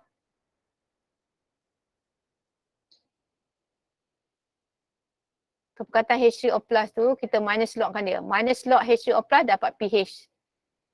Minus log hydroxide ion dapat POH. Minus log 1 10 kali tolak 14 dapat 14. Nah. Jadi kita boleh cari pH lah. Kita ada hubungan pH dengan OH, POH. Kalau kata you ada kepekatan hydroxide ion berapa, you ada POH. Jadi kita boleh tahu lautan tu berapa pH dia. Jadi pH campur POH equal to 14. Kamu mungkin tak. Contohnya macam ni lah. Okay, contoh macam ni. Atau kita nak cari pH of pure water. Berapakah pH pure water tu? Kalau pure water, you tahu kepekatan H plus akan sama dengan kepekatan hydroxide ion. Kalau kita ada pure water ya. Mungkin kamu dah tak ada pH dia 7, dia tak ada pH 7. Jadi macam mana datangnya pH 7? Bila pure water, dalam tu ada kepekatan H2O plus dan hydroxide ion yang sama, iaitu 1 times 10 power of minus 7. Dalam pure water, kepekatan H3O plus akan sama dengan hydroxide ion, iaitu 1 times 10 power of minus 7. Jadi pH adalah minus log H plus, jadi H plus ni adalah 1 times 10 power of minus 7. Dia dapatlah pH dia equal 7. Itu macam mana air jadi 7 pH-nya. Sebab kepekatan H plus sama dengan kepekatan hydroxide ion. So pH dia 7. Saya punya telefon campur apa ni. Ada sikit lagi masa Okay, sekiranya larutan tu adalah asid sulfurik berkemularan 0.05. Okay, sekiranya lautan ni sekarang adalah 0.05 molar sulfuric acid. Okay, berapa pH lautan ni? Kita nak cari berapa pH dia. Kamu tahu dia asid, tentulah kurang daripada 7. Tapi berapa pH dia? Ingat, pH, kita nak cari pH tu berdasarkan minus log H plus. Jadi kita kena tahu berapakah kepekatan H plus. Kamu tengok bahan sulfuric acid. Sulfuric acid adalah strong acid. Jadi tuliskan, ini sulfuric acid adalah strong acid. Jadi tuliskan persamaan penceraian sulfuric acid H2SO4 dissociate into 2H plus, ni H ni ada 2, 2H plus plus SO4 2 minus. Jadi kemularan sulfuric acid sekiranya 0.05 molar. H plus tu adalah 2 kali ganda lah sebab 1 mol sulfuric acid menghasilkan 2 mol H plus. So 2 kali ganda. 2 kali 0.05 iaitu 0.1. Jadi pH adalah minus log 0.1. Dapatlah 1. Boleh? Okey tak? Jadi kalau kata acid, Kalau nak cari pH, tengok kepekatan H+. Okay, kalau kata kita ada larutan base pula. Ni saya tunjukkan pengiraan yang strong dulu. Strong. Sekarang strong base. NaOH adalah strong base. Dan dia dissociate fully kepada Na+ dan hydroxide ion. NaOH lautan kita ni adalah dia tak berapa kepekatan, tapi dia cakap isi padunya ada 1000 cm3 dan kita masukkan gram tu 0.025 gram. Jadi kamu kena cari kepekatan tu, maksudnya cari molarity. Cari molarity. Kurungan 4 segi ni maksudnya molarity. Molarity, ingat formula molarity? Mole over volume dalam liter. Volume tu volume solution. Jadi volume tu 1000 cm3 atau 1 dm3. 1 liter. Jadi mole-nya ambil mass bahagi dengan molar mass dapat mole. So di atas ni mole, bawah tu volume dalam liter. Kita dapat 6.25 times 10⁻⁴ molar. Jadi tengok dia punya persamaan perceraian. 1 mole of NaOH menghasilkan 1 mole of hydroxide ion. So sekiranya molarity 6.25 times 10⁻⁴ molar, 1 to 1. Hydroxide ion pun 6.25 times 10⁻⁴. Jadi kita boleh cari pOH. pOH adalah, sebab ini hydroxide ion, kita cari pOH lah. pOH adalah minus log 6.25 times 10⁻⁴, iaitu 3.2. Jadi pH adalah 14 tolak dengan pOH. Jadi 10.8. Kamu tak boleh berhenti sampai pOH sebab dia tanya pH. Hubungan pH dengan pOH.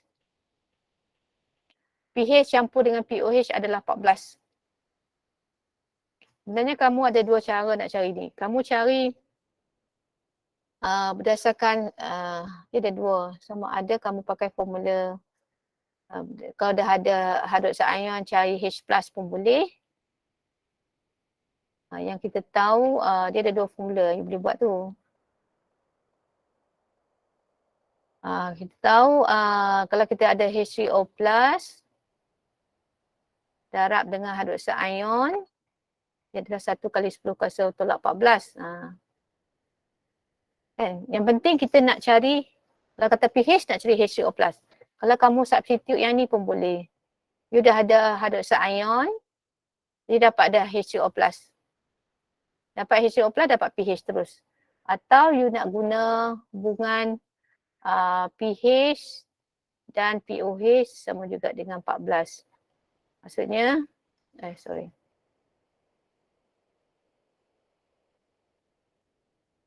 sama dengan 14. Sama ada you nak guna yang ini atau yang ini. Atas pun boleh, nak guna yang bawah pun boleh. Asalkan you kena cari H+ akhirnya.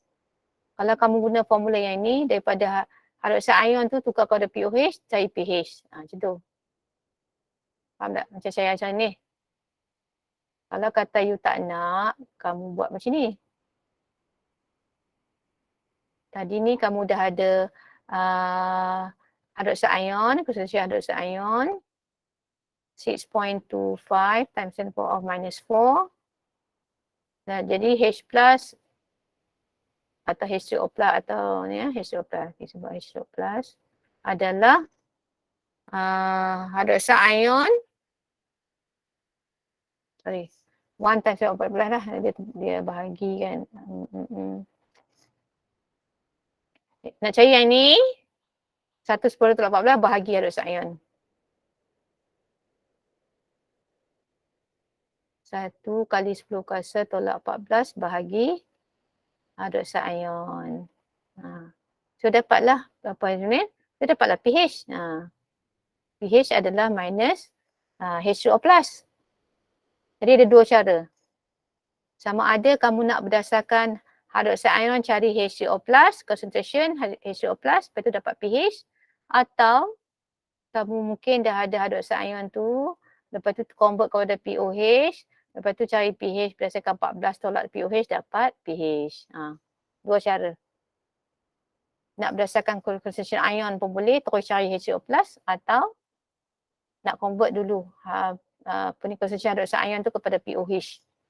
Lepas tu guna formula ni, 14 tolak dengan POH dapat pH. Yang penting kita cari pH lah, ya. Base tapi kita cari pH juga. Sebab kita nak tahu acid base tu kena tengok pH. Jadi kalau nilainya besar maksudnya dia berbase. Jadi logik lah NaOH tu berbase. Okey, boleh tak dekat tu? Kamu macam mana? Sempat ke saya? Oh, tak sempat dah. Saya ingatkan nak masuk tutorial tu. Sebab ada satu soalan tu lah yang dia suruh cari strong acid. Soalan nombor 3.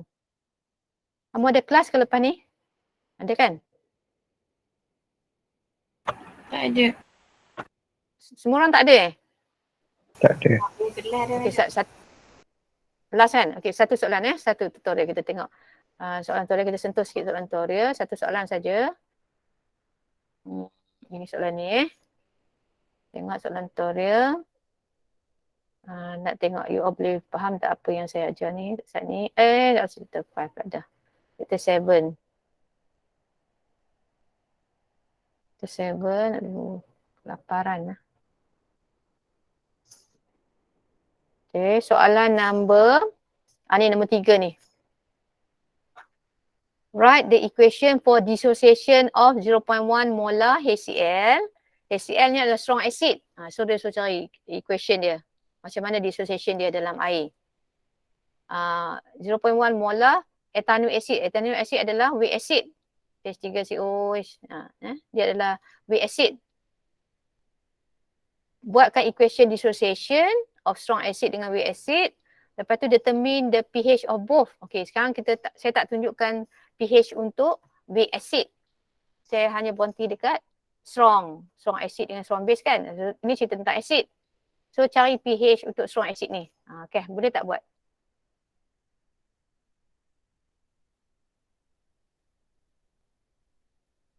Buat semua everybody, boleh tak?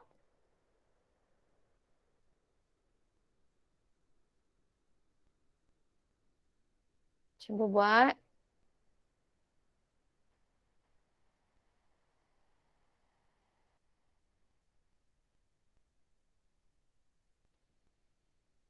Boleh tak?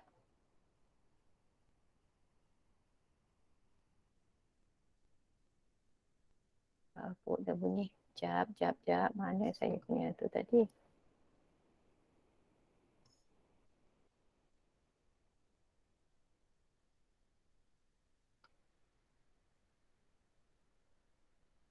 Saya buat lain lah.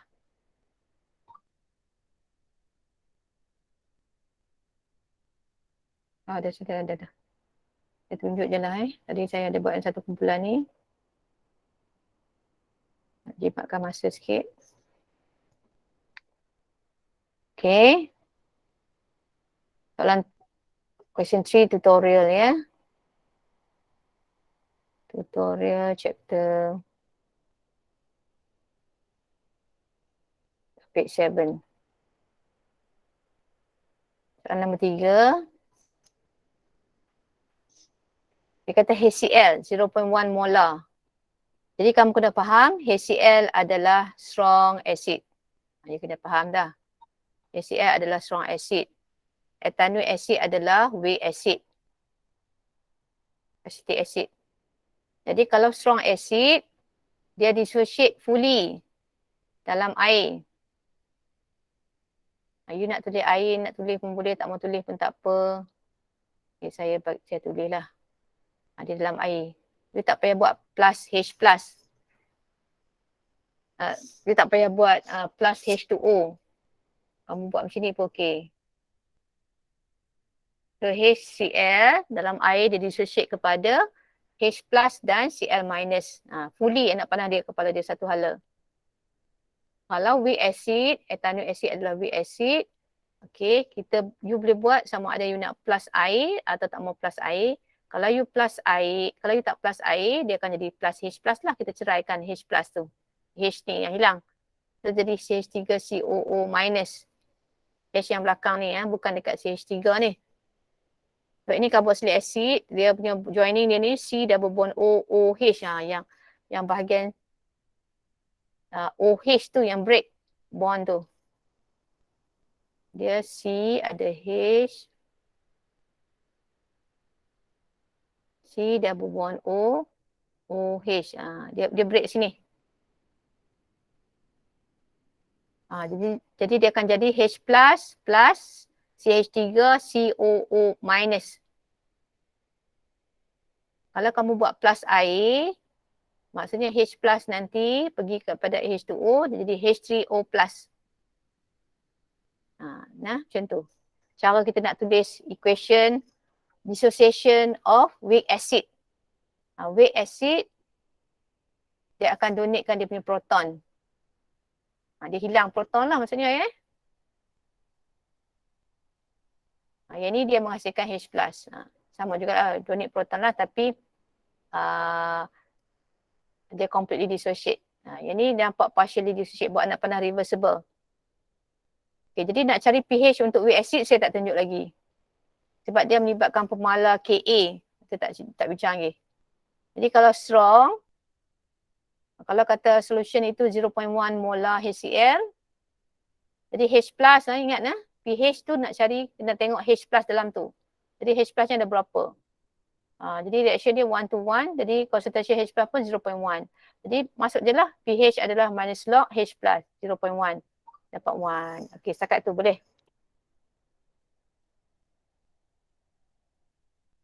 Boleh setakat itu je lah ya. Saya berhenti sampai situ. Itu kita sambung besok. Kita tengok pula kepada yang weak. Dalam soalan tutorial ni tak ada strong base. Ada ke soalan you boleh tengok nota saya lah macam mana kita nak kira strong base. Dia ada concentration hydroxide ion. Okay, sama ada you cari POH. Itu 14 tolak POH. Tak boleh berhenti POH sajalah. Nak cari pH dia kena cari H plus dalam base tu. Atau tolak dengan 14 tolak POH. Dapat Alright, nanti kita tengok kalau kata ada soalan chem score ke objektif ke, kita mungkin boleh buat banyak sikit lah. Okay, kamu tolong baca nota.